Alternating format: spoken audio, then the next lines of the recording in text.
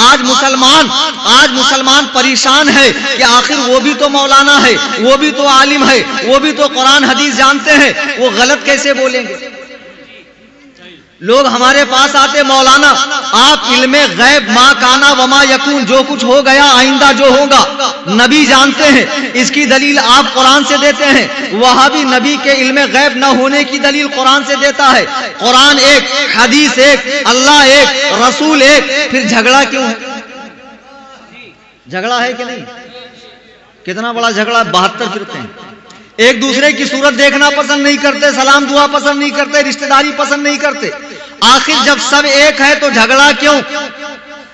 वो भी तो मौलाना है। आप मिलादुन नबी की दलील कुरान हदीस से देते हैं, वो भी कुरान हदीस से दलील देते हैं कि मिलाद नहीं करना चाहिए। आप नबी के नूर होने की दलील कुरान से देते हैं, वो नबी के महज बशर होने की दलील कुरान से देते हैं। अगर कुरान एक है तो कुरान में 2 बातें क्यों लिखी है? अगर हदीस एक है तो हदीस में 2 तरह की बातें क्यों लिखी है? लोग परेशान है। मैं आपको बता दूं कि ये बात सही है, अल्लाह एक, रसूल एक, कुरान एक, हदीस एक, सहाबा एक, हत्ता के तबलीग जमात, देवबंदी जमात के और हमारे इमाम आजम अबू हनीफा एक।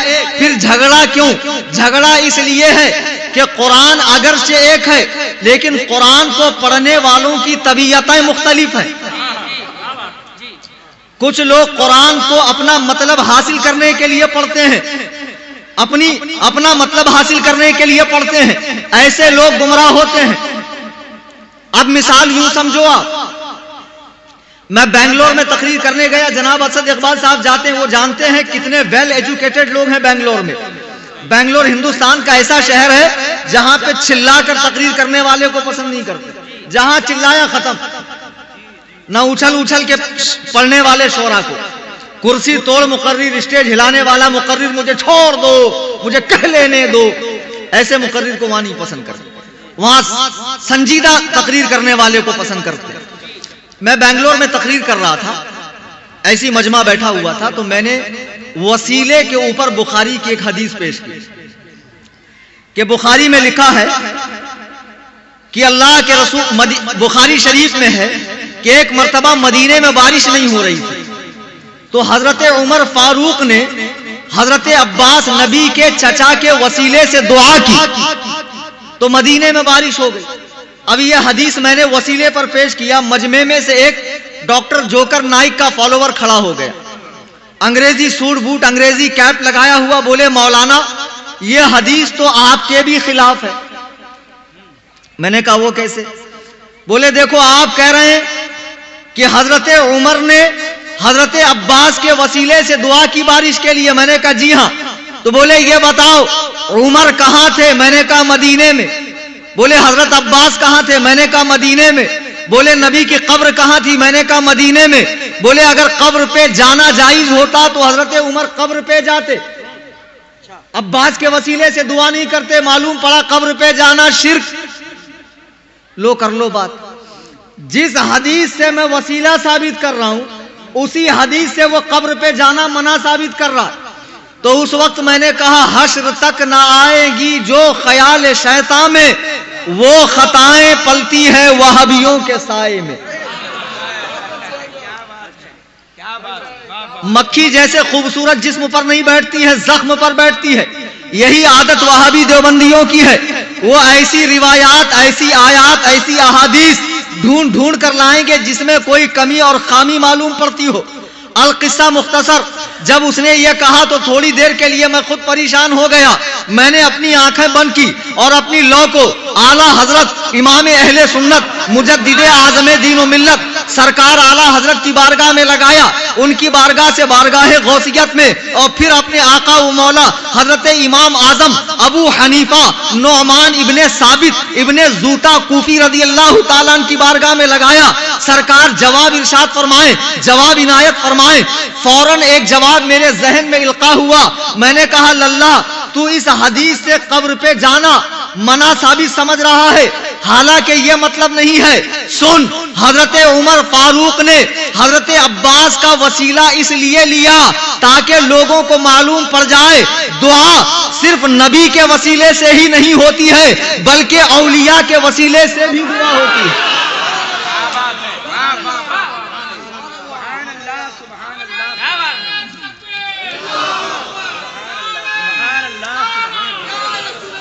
अरे माशाअल्लाह माशाअल्लाह माशा।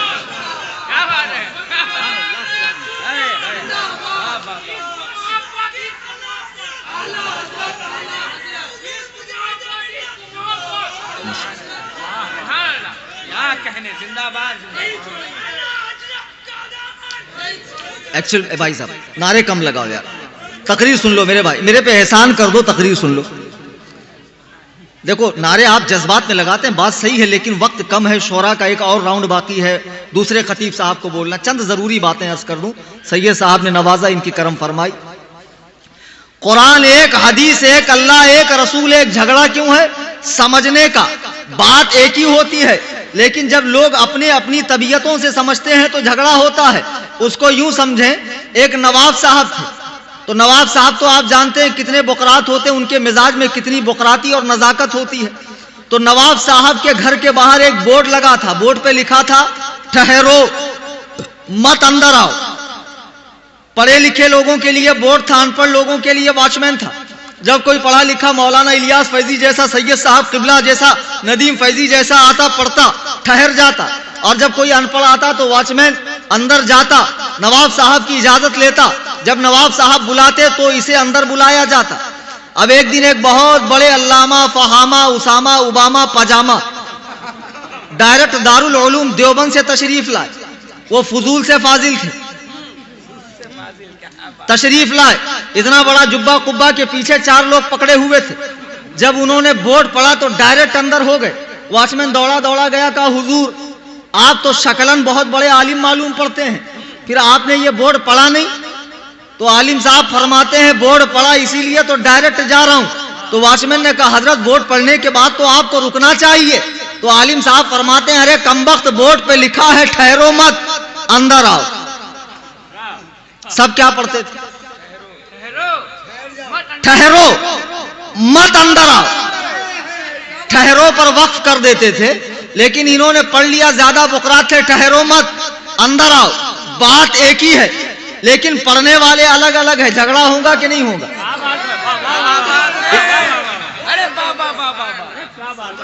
इसी तरह कुरान एक, हदीस एक, अल्लाह एक, रसूल एक। आज मुसलमानों में फिरके क्यों हो गए?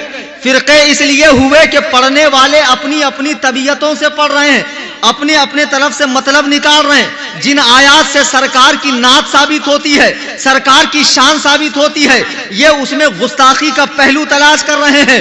पढ़ने वाले कुरान हदीस के अलग अलग तबीयत के हैं, इसीलिए लोग गुमराह हो गए हैं। और आज जो सोशल मीडिया, अगर आप मिसाल के तौर पर आप google.com के ऊपर, तुम थोड़ा अलखामोश मिनल चुप हो जाओ यार,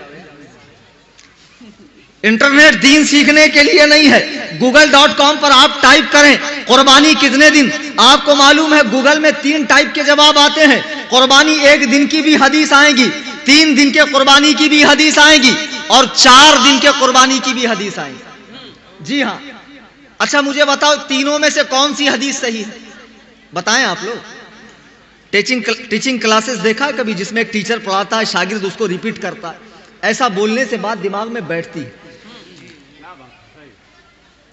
3 टाइप के कुर्बानी की हदीस गूगल में आएगी। अब आप ना मुहद्दिस हैं, ना आलिम है, ना हदीस में हुस्ने तताबुक से काम लेना आपको आता है। अब आप कैसे समझेंगे कौन सी हदीस सही है? इसीलिए मैं कहता हूं इंटरनेट का इस्तेमाल दुनियावी कामों के लिए करें। दीन सीखने के लिए उलमा मौजूद हैं, इनकी खिदमत में आए। अब वो जमाना नहीं रहा कि आलिम 4 कोस पे एक आलिम होता था, अब तकरीबन घर घर में आलिम है। उलमा से दीन सीखें। बहरहाल 4 दिन की कुर्बानी की भी रिवायत मिलेगी। आपको मालूम है 4 दिन की कुर्बानी कौन करता है? थोड़ा बताएं ना, कौन सा फिरका करता है? नहीं मालूम? अहले हदीस। एक अहले हदीस फिरका है, शहरों में बड़ी तेजी से फैल रहा।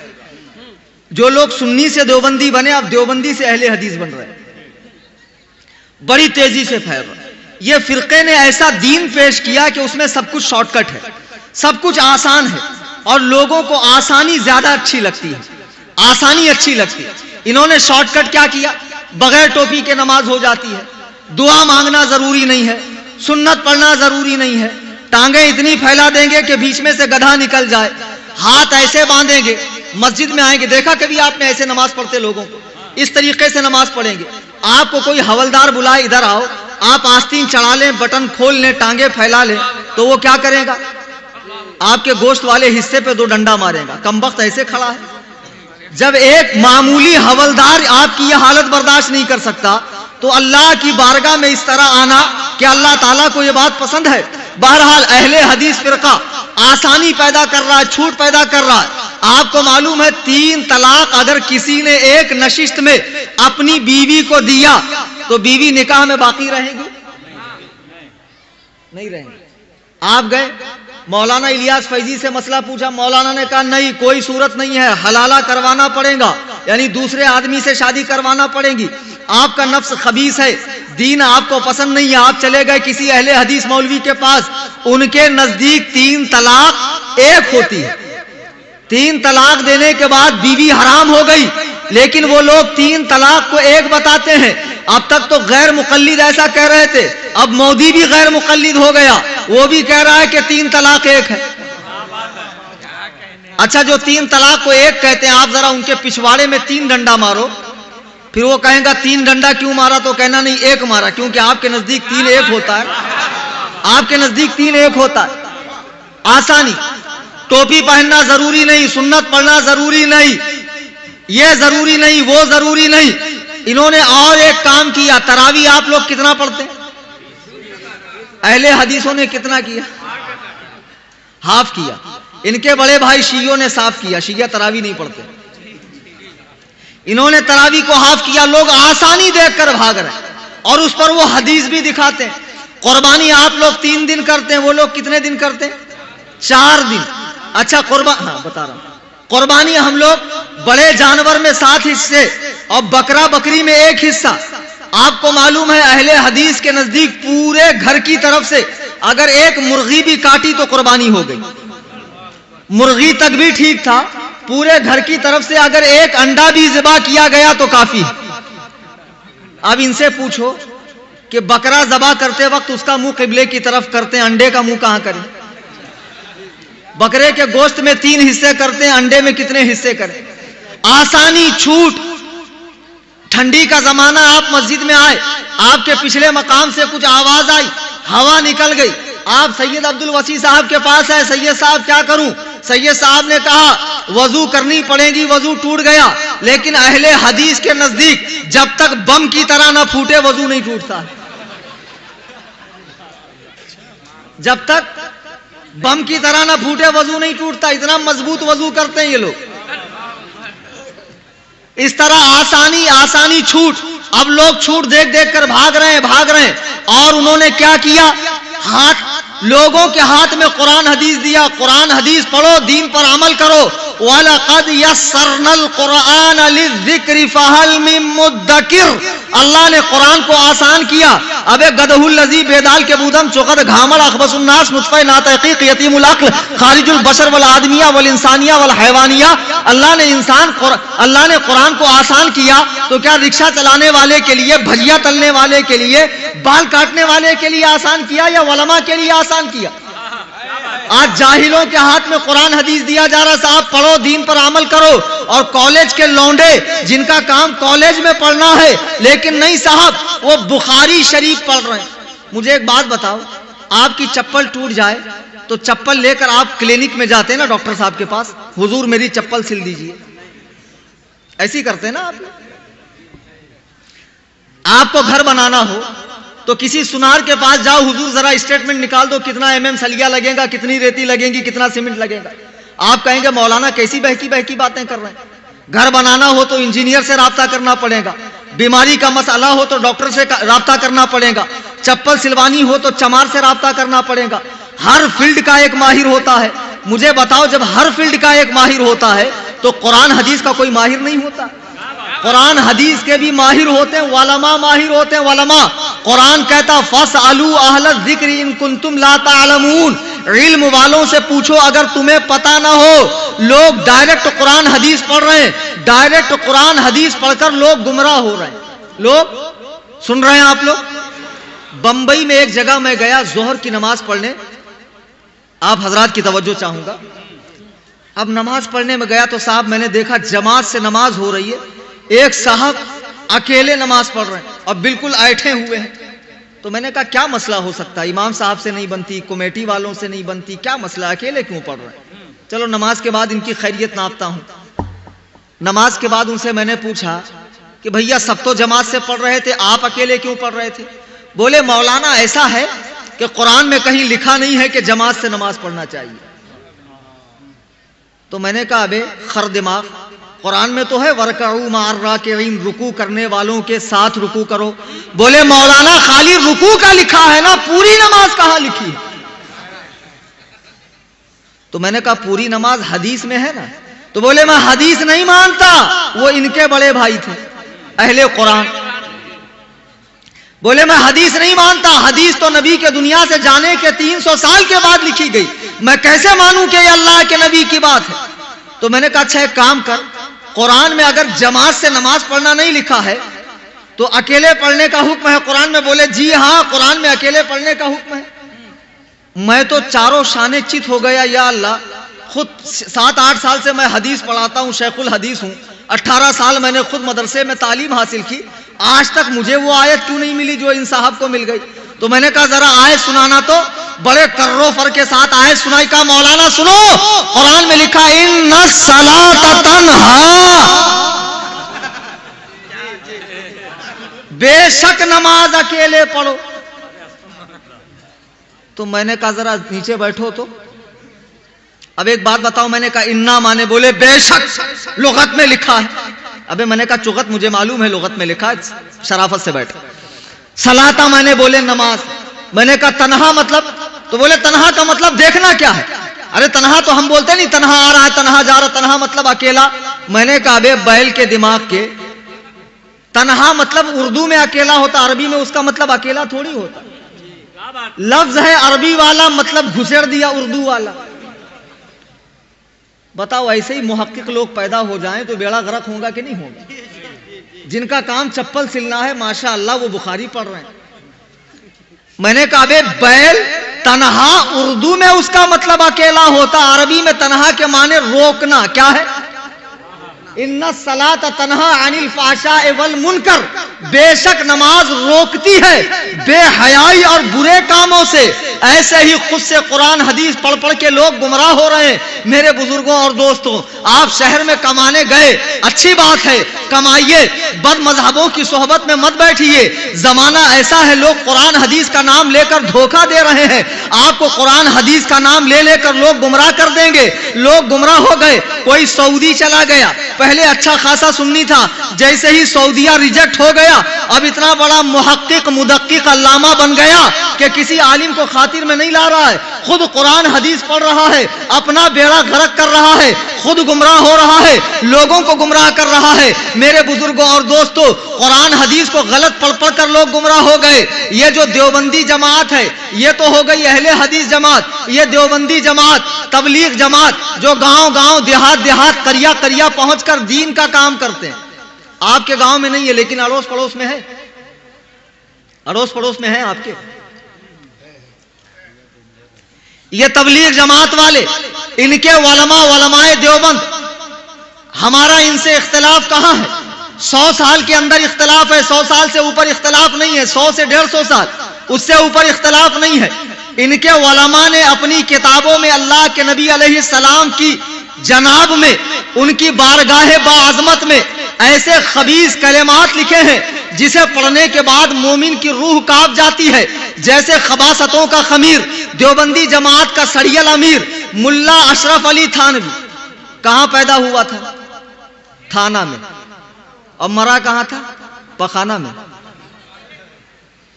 अशरफ अली थानवी ने अपनी किताब हिफ्जुल ईमान में सरकार अलैहिस्सलाम के इल्म शरीफ को बच्चों, पागलों, जानवरों, दरिंदों, जमी हैवानात के बराबर कहा है।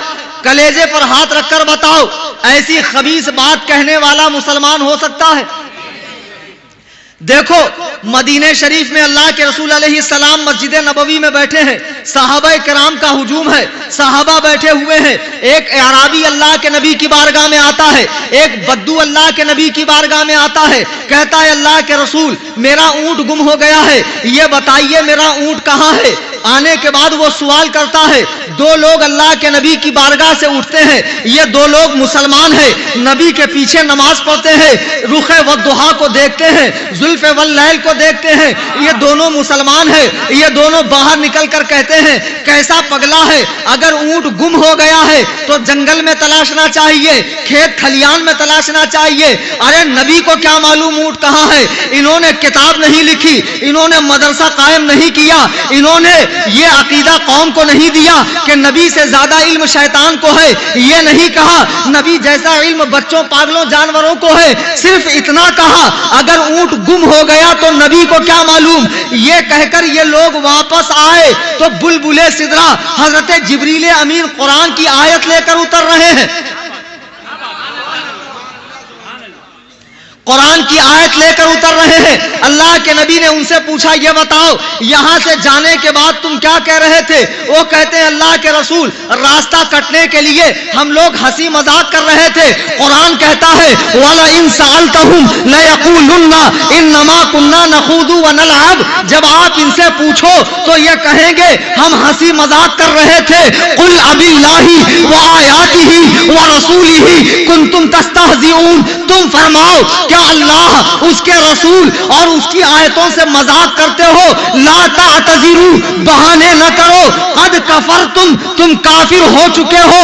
बाद ईमानिकुम, ईमान लाने के बाद। जमाने खैरुल कुरून का मुसलमान, रसूलुल्लाह का दीदार करने वाला मुसलमान अगर ये कहे ऊंट गुम हो गया तो नबी को क्या मालूम। कुरान कहता है ला तातज़िरू कद कफरतुम बाद ईमानिकुम, बहाने न बनाओ, तुम काफिर हो चुके हो ईमान लाने के बाद। 14वीं सदी में अंग्रेजों का नमक खार, नमक हलाल मुल्ला अगर ये कहे नबी जैसा इल्म बच्चों, पागलों, जानवरों को है, बताओ क्या वो मुसलमान है?